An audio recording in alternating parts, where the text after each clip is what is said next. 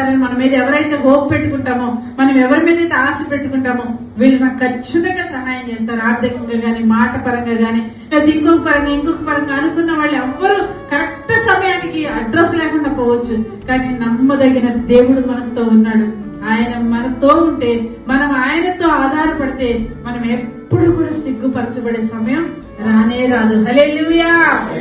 కనుక దేవుని వాక్యం వినడం ఎంత ప్రాముఖ్యమో దాన్ని పాటించినప్పుడే దేవుడు చెప్పినది చెప్పినట్లుగా కాకుండా తన సొంత ఇష్టాన్ని నెరవేర్చుకోవడానికి ఇష్టపడ్డాడు.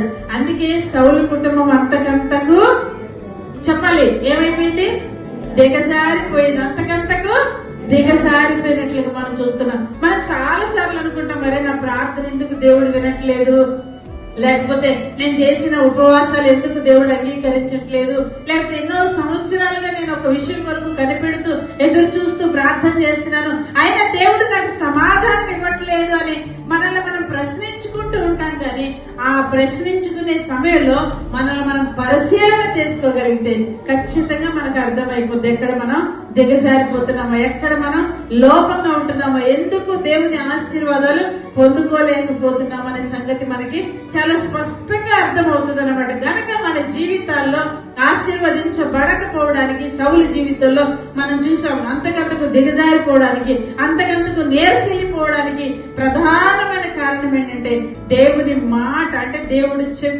చెప్పినట్టుగా చేయలేదు.